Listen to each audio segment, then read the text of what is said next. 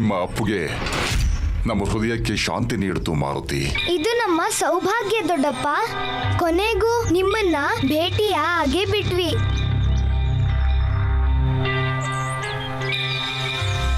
ದೊಡ್ಡಪ್ಪ, ನಿಮ್ಮ ಈ ಗದೆನ ನೋಡಿ ನಮ್ಮ ಮನಸ್ಸಿಗೆ ತುಂಬಾ ಖುಷಿ ಆಯ್ತು. ನಮ್ಮಿಷ್ಟ ಇದೇ ಗದೆಯಿಂದ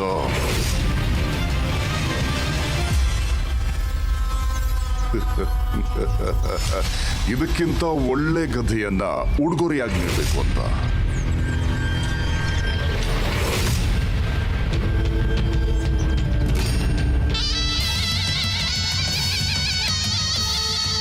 ಒಮ್ಮೆ ನೀನು ಒಬ್ಬನೇ ಸಿಗು ಮಾರುತಿ. ಈ ಗದೆಯ ಒಂದು ಪ್ರಹಾರದಿಂದ ನಿನ್ನ ನಾಶ ಮಾಡದಿದ್ರೆ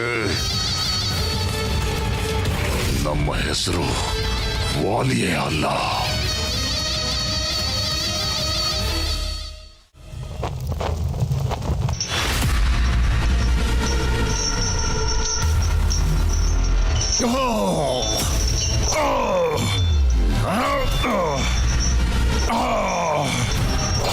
ಇಷ್ಟೇನ ಬಲ ಇರುವುದು ನಿನ್ನ ಭುಜದಲ್ಲಿ.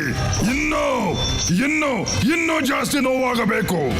ಯಾವುದೇ ಅಸ್ತ್ರ ನಮ್ಮನ್ನು ಭೇದಿಸದ ಹಾಗೆ ಅಜಯನಾಗಬೇಕು ನಾವು, ಸೋಲಿಲ್ಲದ ವಾಲಿ.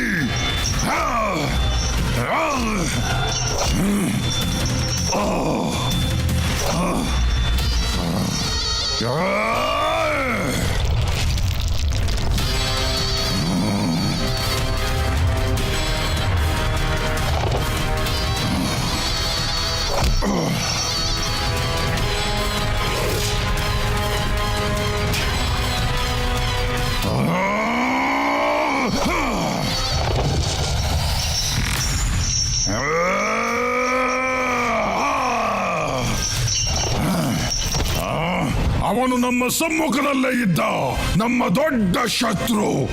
ಆದರೆ ನಮ್ಮಿಂದ ಏನು ಮಾಡಲಾಗಲಿಲ್ಲ.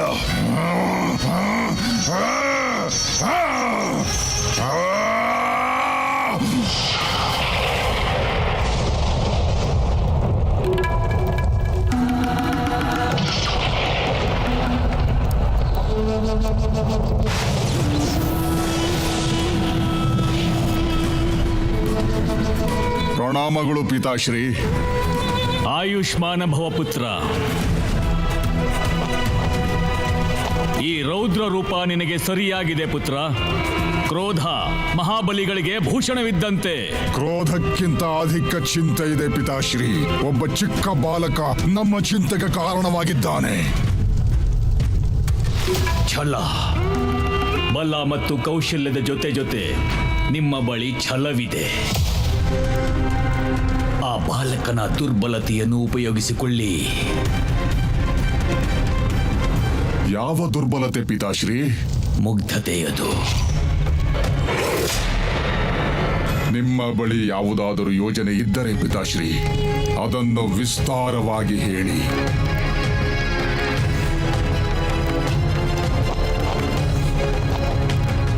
ಯಕ್ಷರಾಜ ಕುಬೇರನ ಗಧೆ. ಬಹುಶಃ ಕುಬೇರನ ಒಂದು ರಹಸ್ಯ ನಿಮಗೆ ಗೊತ್ತಿಲ್ಲ. ನಾವು ಹೇಳುತ್ತೇವೆ. ತನ್ನ ಪೂರ್ವ ಜನ್ಮದಲ್ಲಿ ಯಕ್ಷರಾಜ ಒಬ್ಬ ಕಳ್ಳನಾಗಿದ್ದ. ಒಮ್ಮೆ ತನ್ನ ಧಣಿಯ ಮನೆಯಿಂದ ಹಣವನ್ನು ಕದ್ದು ಆತ ಓಡುತ್ತಿದ್ದ. ಕಾವಲುಗಾರರು ಅವನನ್ನು ನೋಡಿಬಿಟ್ಟರು. ಅವರಿಂದ ತಪ್ಪಿಸಿಕೊಳ್ಳಲು ಅವನು ಒಂದು ಮಂದಿರದಲ್ಲಿ ಅವಿತುಕೊಂಡ.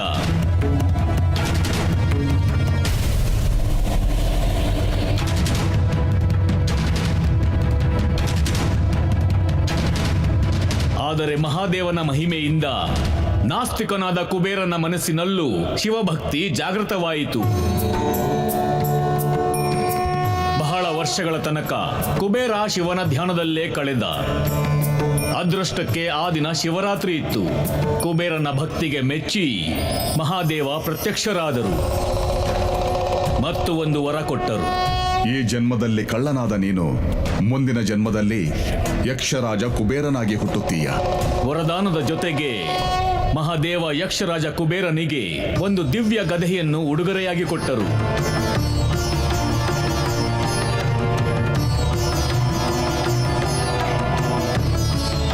ಮತ್ತು ಹೇಳಿದರು, ಈ ಗದೆಯನ್ನು ಯಾರು ಮುಟ್ಟುತ್ತಾರೋ ಅವರು ಭಸ್ಮವಾಗುತ್ತಾರೆ. ಕಳೆದ ಬಾರಿಯ ದೇವತೆಗಳು ಮತ್ತು ಅಸುರರ ಯುದ್ಧದಲ್ಲಿ ಕುಬೇರ ವಿಶ್ರಾಂತಿ ತೆಗೆದುಕೊಳ್ಳುವ ಮನಸ್ಸು ಮಾಡಿದ ಮತ್ತು ಪಾತಾಳ ಲೋಕದಲ್ಲಿ ಆ ಗಧೆಯನ್ನು ಇಟ್ಟುಬಿಟ್ಟ. ಆಗಿನಿಂದಲೂ ಆ ಗಧೆ ಅಲ್ಲೇ ಇದೆ. ಆದರೆ ಆ ಪಾತಾಳ ಲೋಕದ ಮಾರ್ಗ ಅತಿ ದುರ್ಗಮವಾಗಿದೆ ಪುತ್ರ.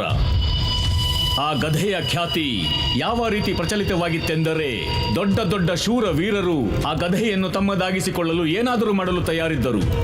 ಬಹಳ ಪರಾಕ್ರಮಿ ಯೋಧರು ಕೂಡ ತುಂಬಾ ವರ್ಷಗಳಿಂದ ಇದೇ ಪ್ರಯತ್ನದಲ್ಲಿ ತೊಡಗಿದ್ದಾರೆ. ಅದರಲ್ಲಿ ಒಂದಿಬ್ಬರು ದುರ್ಗಮ ಹಾದಿಯನ್ನು ಸವೆಸಿ ಅಂತ್ಯವನ್ನೇನೋ ತಲುಪುತ್ತಾರೆ. ಆದರೆ ಆ ಗಧೆಯನ್ನು ಮುಟ್ಟುತ್ತಲೇ ಅವರ ಅಂತ್ಯವೂ ಅಲ್ಲೇ ಆಗುತ್ತದೆ.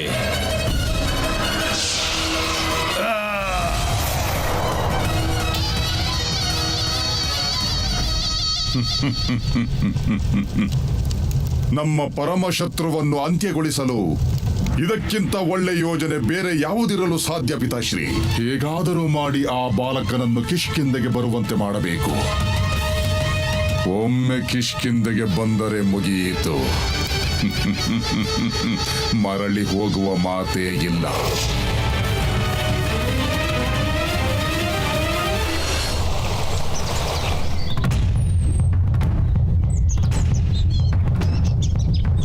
ಕೇಳಿ ಕೇಳಿ ಕೇಳಿ, ಪ್ರಜಾಪಾಲಕ ಮಹಾರಾಜ ವಾಲಿಯವರು ಮಹಾಸ್ಪರ್ಧೆಯನ್ನು ಏರ್ಪಡಿಸಿದ್ದಾರೆ.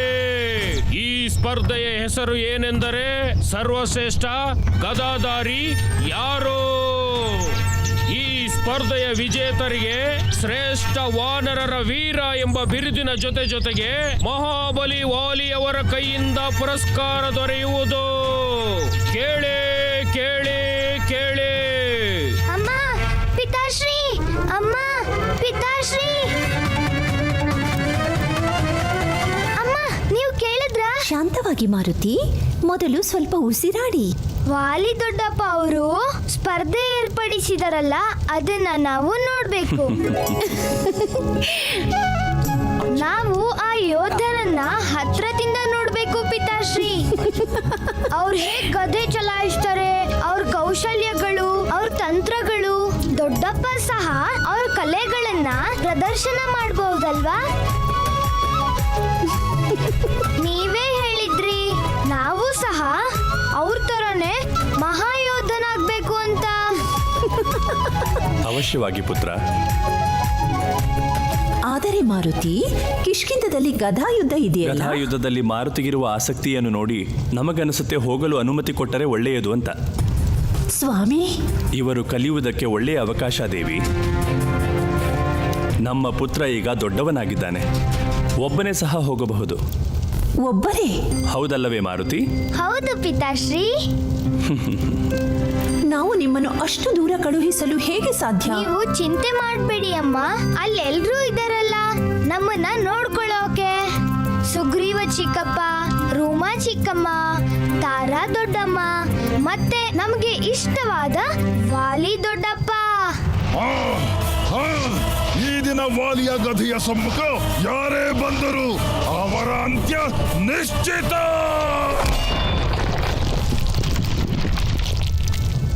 ನೀನು ಬರುವೆ, ಅವಶ್ಯವಾಗಿ ಬರುವೆ. ಮಹಾರಾಜ, ನೀವು ಇಷ್ಟು ವಿಶ್ವಾಸದಿಂದ ಹೇಗೆ ಹೇಳ್ತೀರಿ? ರಾಜಕುಮಾರ ಮಾರುತಿ ಈ ಸ್ಪರ್ಧೆಗೆ ಅವಶ್ಯವಾಗಿ ಬರುತ್ತಾರೆಂದು? ನಮ್ಮ ಈ ಗಧೆಯನ್ನು ನೋಡಿ ಆಕರ್ಷಿತನಾದಾಗಲೇ ನಮಗೆ ಅರ್ಥವಾಯಿತು ಸುಕೇತು. ಶಿಕಾರಿ ತಾನಾಗೆ ಬಂದು ಬಲೆಯಲ್ಲಿ ಸಿಕ್ಕಿಕೊಳ್ಳುತ್ತದೆ ಎಂದು. ಬಲೆ ಹಾಕಲು ಸ್ವಲ್ಪ ವಿಳಂಬವಾಯಿತು. ನೀವು ನಮ್ಮನ್ನು ಬಿಟ್ಟು ಅಷ್ಟು ದೂರ ಹೋಗುತ್ತೀರಾ? ಅಮ್ಮ, ನಿಮ್ಗೆ ನಾವು ಹೋಗೋದ್ರಿಂದ ದುಃಖ ಆದ್ರೆ ನಾವು ಹೋಗೋದಿಲ್ಲ.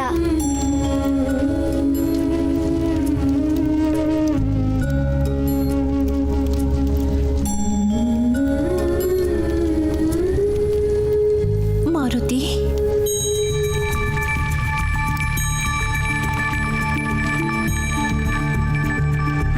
ಇಲ್ಲ ಪುತ್ರ, ನನಗೆ ನಿಮ್ಮನ್ನು ನೋಡಿದರೆ ಹೆಮ್ಮೆ ಎನಿಸುತ್ತದೆ.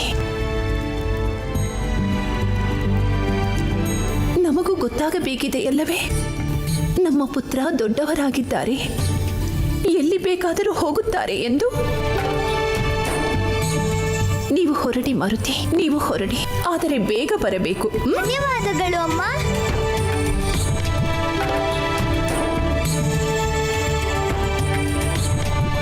ಅಲ್ಲಿ ಯಾರನ್ನೂ ಸತಾಯಿಸಬೇಡಿ. ಮಹಾರಾಜ, ರಾಜಕುಮಾರ ಮಾರುತಿ ಕಿಷ್ಕಿಂಧೆಗೆ ಆಗಮಿಸಿದ್ದಾರೆ.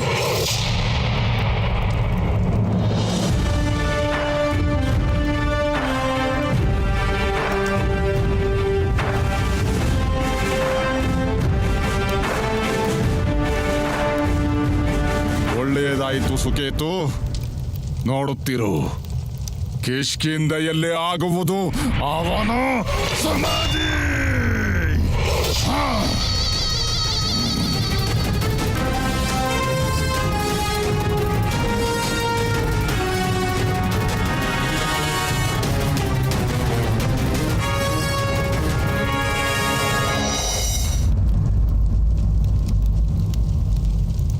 ಪುತ್ರ ಮಾರುತಿ, ಪ್ರಣಾಮಗಳು ದೊಡ್ಡಮ್ಮ. ಪ್ರಣಾಮಗಳು ಚಿಕ್ಕಮ್ಮ. ಪ್ರಣಾಮಗಳು ಮಾರುತಿ. ಕಿಷ್ಕಿಂಧೆಗೆ ನಿಮಗೆ ಸ್ವಾಗತ ಮಾರುತಿ. ಜಗನ್ ಮಗನ್ ಬಂದು ನಿಮ್ಗೂ ಸಹ.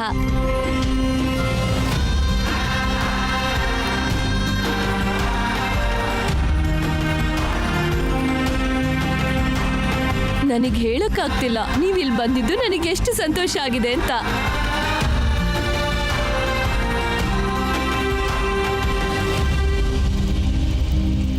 ಮಾರುತಿ, ಏನ್ ಹುಡುಕ್ತಿದ್ದೀರಾ ನೀವು? ದೊಡ್ಡಮ್ಮ, ವಾಲಿ ದೊಡ್ಡಪ್ಪ ಎಲ್ಲಿದ್ದಾರೆ? ಅಂದ್ರೆ ನೀವಿಲ್ಲಿಗೆ ನಿಮ್ಮ ದೊಡ್ಡಪ್ಪನ್ ನೋಡಕ್ ಬಂದಿದ್ದೀರಾ ಅಂತ ಆಯ್ತು. ಇಲ್ಲ, ನನಗ್ ಗೊತ್ತಿತ್ತು ನಮ್ ಮಾರುತಿ ನನ್ನ ನೋಡಕ್ ಬಂದಿರೋದು ಅಂತ. ಅದೇ ಯುದ್ಧ ಸ್ಪರ್ಧೆಗೆ.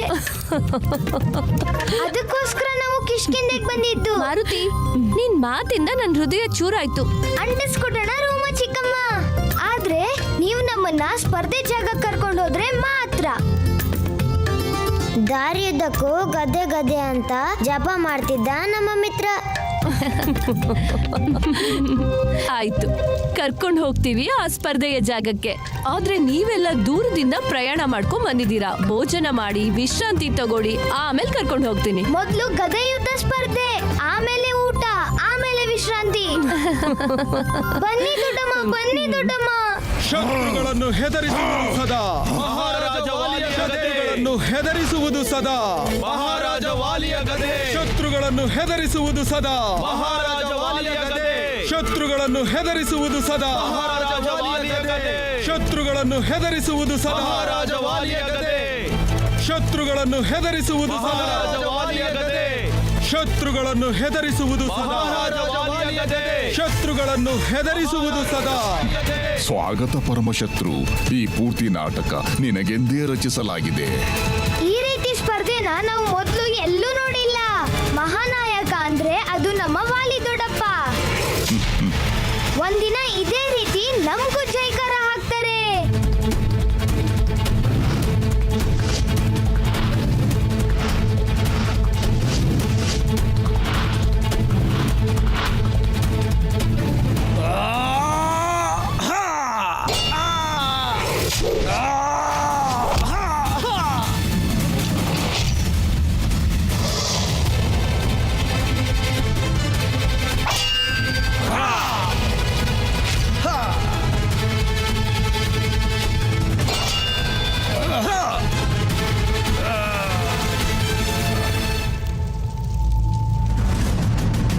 ಒಂದೇ ಏಟ್ಗೆ ಕೆಳಗ್ ಬೀಳಿಸ್ಬೇಕು ದೊಡ್ಡಪ್ಪ.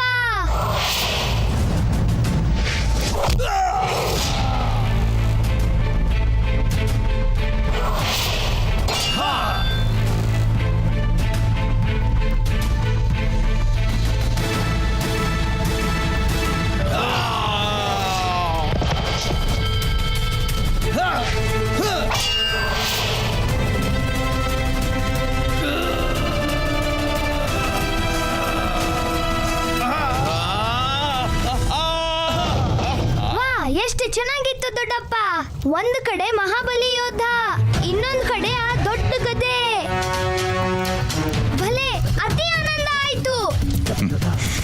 ಶಿಕಾರಿ ಸ್ವಯಂ ಬಲೆಯ ಬಳಿಗೆ ತಾನಾಗಿ ನಡೆದು ಬಂದಿದೆ. ಅಂದರೆ ನಮ್ಮ ಯೋಜನೆಯ ಮೊದಲ ಹೆಜ್ಜೆ ಸಫಲವಾಗಿದೆ. ಗದಾಯುದ್ಧ ಸ್ಪರ್ಧೆಯಲ್ಲಿ ಸೆಣಸಾಡುತ್ತಿರುವ ವಾನರನ್ನು ನೋಡುತ್ತಿದ್ದರೆ ಬಹಳ ಸಂತೋಷವಾಗುತ್ತಿದೆ. ಖಂಡಿತವಾಗಿಯೂ ಮಾರುತಿಯ ಗದಾ ಪ್ರೇಮಕ್ಕೆ ಇದೂ ಒಂದು ಕಾರಣ. ಗದೆಯ ಮೇಲಿರುವ ಆಕರ್ಷಣೆ ಮಾರುತಿಗಲ್ಲದೆ ಬೇರೆ ಯಾರಿಗಿರಲು ಸಾಧ್ಯ? ಏಕೆಂದರೆ ವಾನರರು ಯುದ್ಧದಲ್ಲಿ ಜಯಿಸಲು ಮಾತ್ರ ಗದಾ ಪ್ರಯೋಗವನ್ನು ಮಾಡುತ್ತಾರೆ. ಆದರೆ ಮಾರುತಿಗೆ ಗದೆಯನ್ನು ಪ್ರಾಪ್ತಿ ಮಾಡಿಕೊಳ್ಳುವ ಆಸೆ ಹುಟ್ಟಿರುವುದು ಆತನ ಸೇವಾ ಮನೋಭಾವದಿಂದ. ಅವರು ಸದಾ ತಮ್ಮ ಗದೆಯನ್ನು ಅನ್ಯರಿಗೆ ಹೊಡೆಯಲು ಅಲ್ಲ, ಕೇವಲ ರಕ್ಷಣೆ ಮಾಡಲು ಉಪಯೋಗಿಸುತ್ತಾರೆ. ಮಾರುತಿಯ ಜೀವನದ ಉದ್ದೇಶವೂ ಸಹ ಇದೆ. ಸಮಯದ ಜೊತೆ ಈ ಉದ್ದೇಶ ಸಹ ಅವರನ್ನು ಜಾಗೃತಗೊಳಿಸುತ್ತದೆ.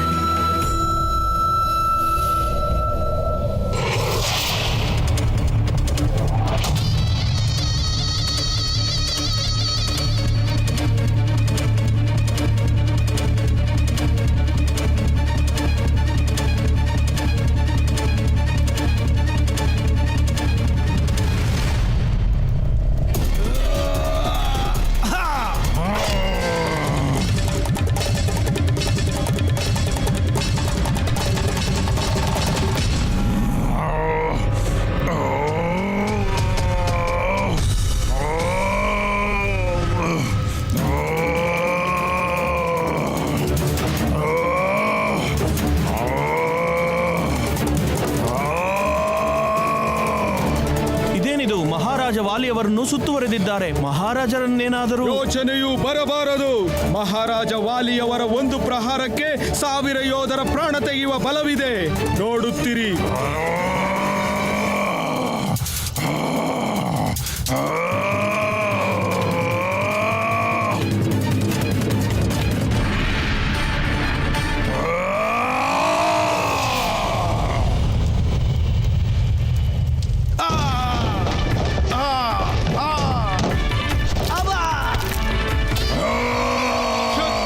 ಹೆದರಿಸುವುದು ಸದಾ ಮಹಾರಾಜ ವಾಲಿಯ ಗದೆ. ಶತ್ರುಗಳನ್ನು ಹೆದರಿಸುವುದು ಸದಾ ಮಹಾರಾಜ ವಾಲಿಯ ಗದೆ.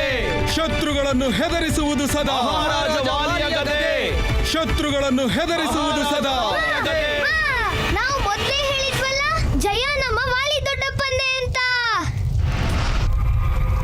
ಇದೇ ಗದೆಯಿಂದ ನಿನ್ನನ್ನು ವಶಪಡಿಸಿಕೊಂಡಿದ್ದೇವೆ ಮಾರುತಿ. ನೀನೀಗ ನಾವು ಏನು ಹೇಳುತ್ತೇವೋ ಅದನ್ನೇ ಮಾಡುತ್ತೀಯ. 3 ಲೋಕದಲ್ಲಿ ಜೈ ಜೈಕಾರ. ಹೇಗಿದೆ ವಾಲಿ ದೊಡ್ಡಪ್ಪನ ಗದೆ ಪ್ರಹಾರ? 3 ಲೋಕವಂತೂ ನನಗೆ ಗೊತ್ತಿಲ್ಲ, ಆದರೆ ಪಾತಾಳ ಲೋಕವಂತೂ ನಿನ್ನನ್ನು ಕಾಯುತ್ತಿದೆ. ಅಲ್ಲೇ ನಮ್ಮ ಕೈಯಲ್ಲಿ ನಿನ್ನ ಅಂತ್ಯವಾಗಲಿದೆ. ನನ್ನ ಪ್ರೀತಿಯ ತಮ್ಮನ ಮಗ ಮಾರುತಿ.